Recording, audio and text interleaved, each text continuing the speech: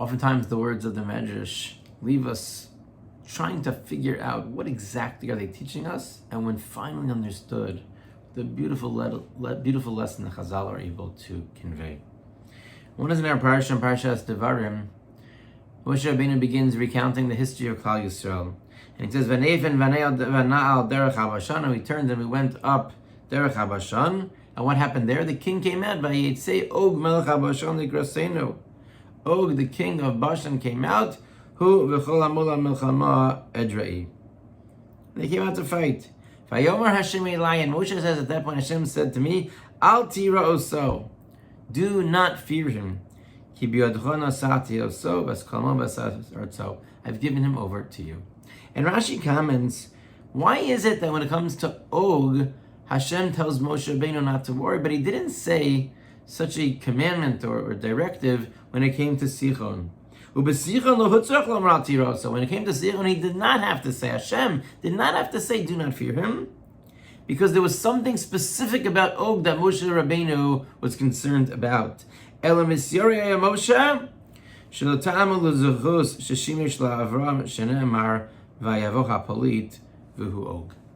was concerned, Moshe was concerned, that there would be a zechus, a special merit that was left for Og, because he had come to and been mishamish and helped Avram Avinu. And the Medrash elaborates a little bit more. Amar Kadosh Baruch Hu, Hashem says, Kfar pasakti dino mimos Avram. I've already dealt with him and sealed his fate during the time of Avraham. Ketzad, how so? B'shah shenashva Lot ben Achiv, when Lot was taken captive, Lot being the nephew of Avram Avinu, Uba'og ubises Avram, and Og came and filled in Avram Shenemar, as it says, Vayavo ha-palit. The palit came. Amar Reish Lakish Mishum Bar Kapara, fascinating. Listen closely. Reish Lakish says name Bar Kapara, Palit Hayashimo. Og's name, we call him Og, was Palit. That's Vayavo ha-palit. We normally translate it as the one who escaped. That was his name. V'loma nikro Shemo Og. Why was his name called Og? Shebo matzos Avram asuk b'matzos beugos haPesach. He was making the ugos. He was making the matzos for Pesach. And the only reason that he came was because of the beauty of Sarah. Omar belibo, he said in his heart, Harenim nevasar, so I'm going to fill in Avraham. V'agadud hargo, and then he's going to go out and try to fight for Lot. He's going to get killed. V'not la'anya Sarah ishto, and then I will be able to marry Sarah. Amar lo Kadosh Baruch Hu.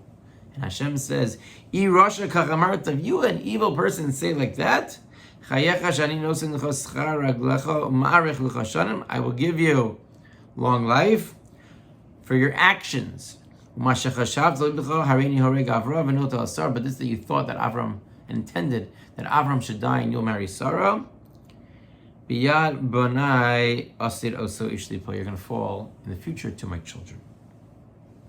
The question is, this idea that his name was Palit and changed to Og, it seems very, very strange. It seems very, very strange. What was it about this episode that changed the character? Okay, he came to Avram Avinu, he happens to see him baking matzos. He probably happened to see many other things over the course of his life. What is so different about what took place at that moment? So a beautiful explanation of the Sefer Ish Tamid from Rav Druk Shlita. And he suggests as follows. If you look on the surface at what Og did, in action, Og is a tzaddik. Og did everything right. There's nothing missing. Avram's nephew was taken captive. He came to save him, and he gave over the information. He did nothing. He didn't want to take Sarah at that point. He didn't do anything. His actions were perfect. Where was the pigam? Where was something lacking?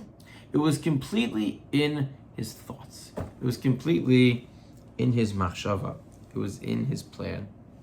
And that was enough that Rashi tells us, Hashem says, Al tiro, so that you don't have to fear him. There was something about the machshava of Og that ruined what he was trying to do.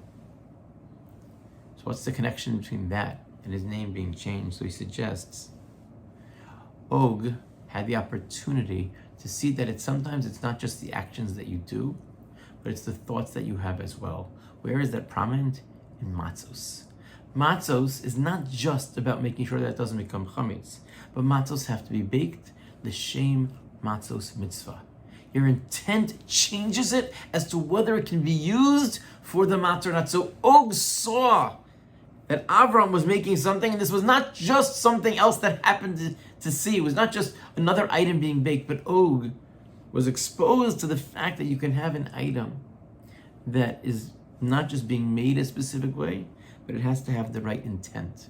And the message that Og should have taken away is, even though you're doing the right things, your machshava is going through it. The fact that your intention is Avram should die so you can take Sarah, that ruins what you are doing.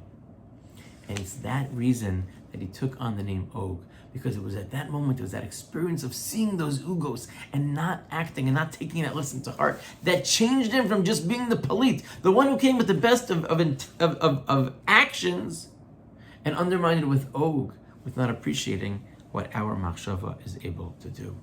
Lama nikra shema Og shebo matzas Avram asuk b'mitzvahs b'ugos haPesach. He was involved in making matzah for Pesach.